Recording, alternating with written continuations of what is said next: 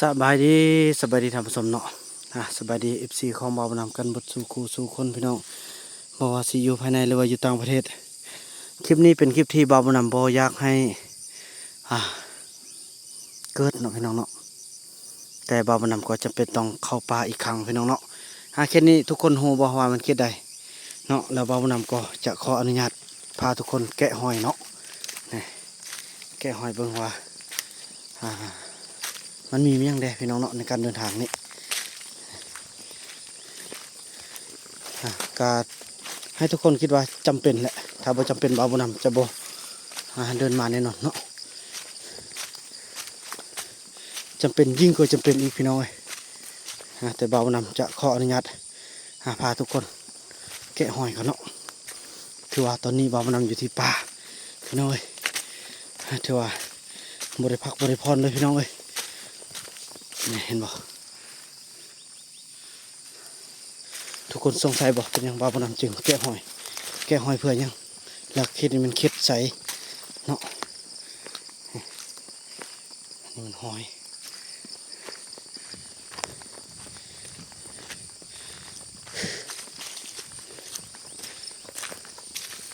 ข้างในเนาะข้างนอก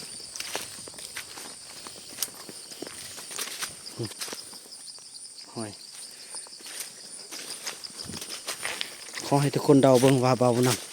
ำมายังเนาะแม่นภารกิจนี้อันใดนี่หอยใหม่ๆเนาะสับกับลาสัตว์พี่น้อยเฮ้ยถามนี้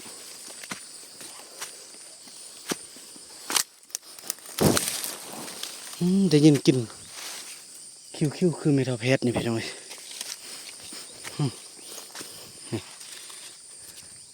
หอยใหม่ๆ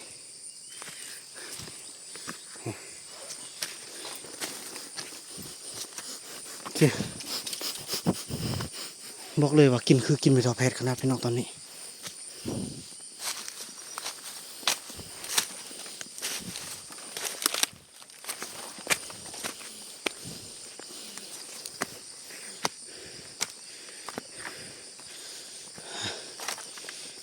หัวตอนนี้เมื่อยไรพี่น้องเนาะเนี่ยใช่ความจะพี่ละพี่น้องเอ้ย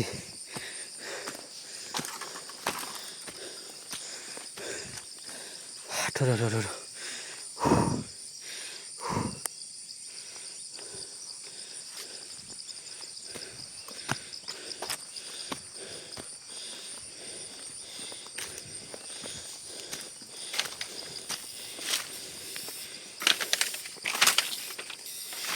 มานี่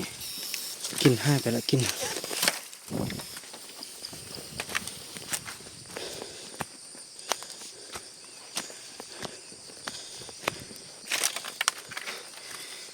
ทุกคนคุณบอกทางนี้มันทางใดลองเดามาดูว่าผู้ใดสิถือพี่น้องบ่าวบ่นำมาเพื่อหยัง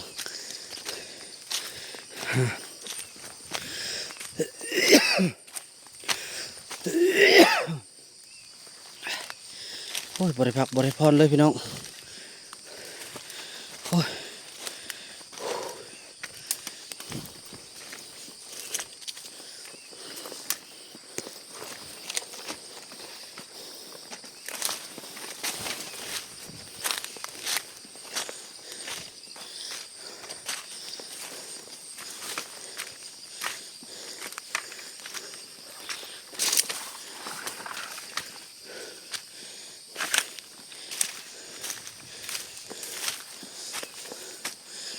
ลุ้นนำกันว่าระยะทางการเดินเรามีเมียงในห้องหอยจะพบภัยได้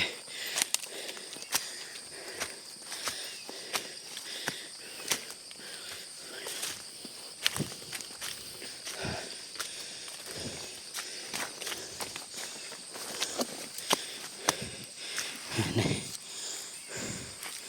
หอยเด็ดใบไม้ยังไม่ไหม้นี่วางหัวแรงนี่ตอนจะเป็นวัฒนตกดินเนาะ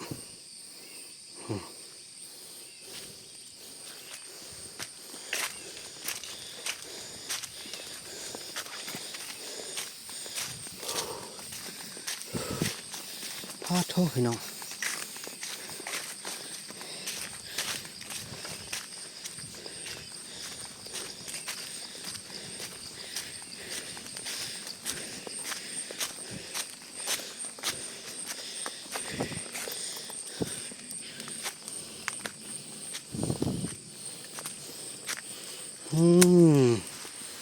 หมกม่วง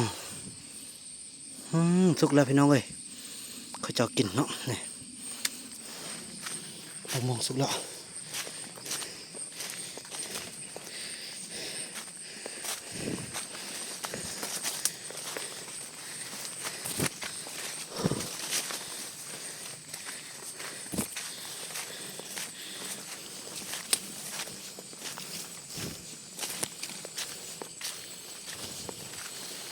มาใหม่เต็มเลย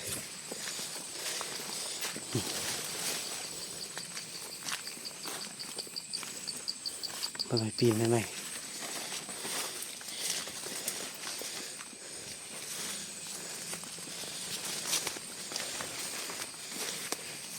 มันมีโอ้พี่น้องคันมีคนมาเนาะมันก็ใหม่กับปีนจะตั้งนั่นนี่โอ้อันนี้หอยเห็นบ่หอยไปพุ่นได้นี่ใหม่ๆนี่เห็นบ่สูงแล้ว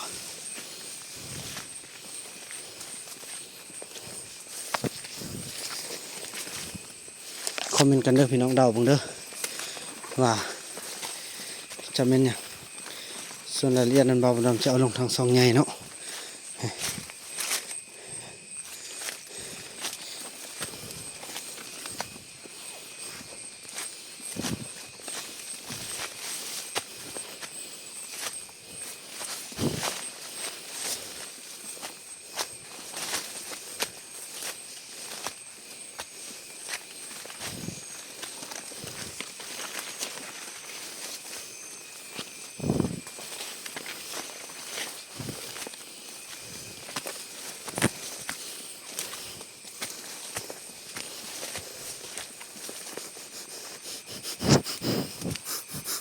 โอ้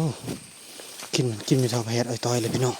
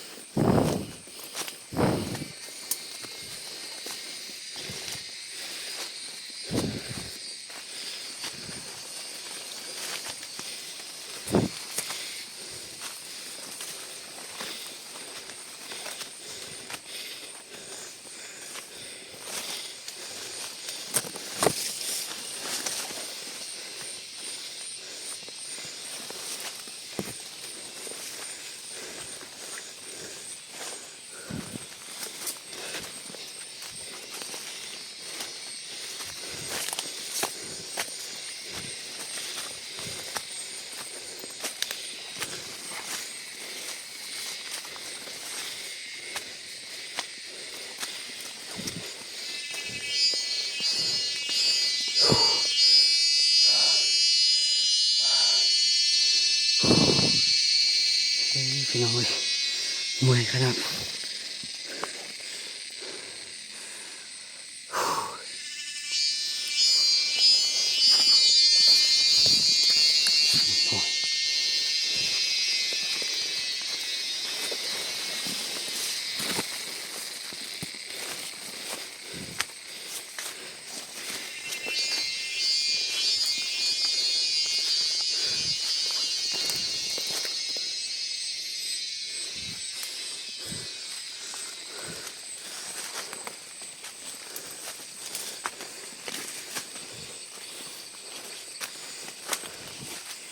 โอ้หอยใหม่ๆนี่นี่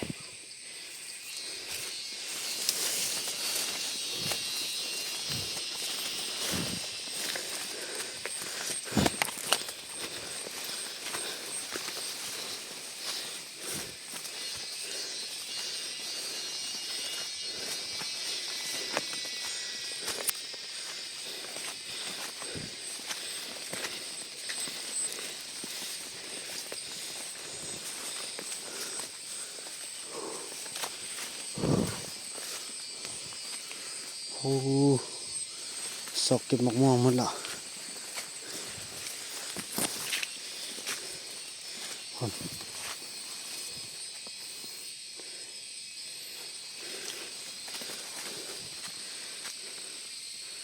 สอกเก็บมะม่วง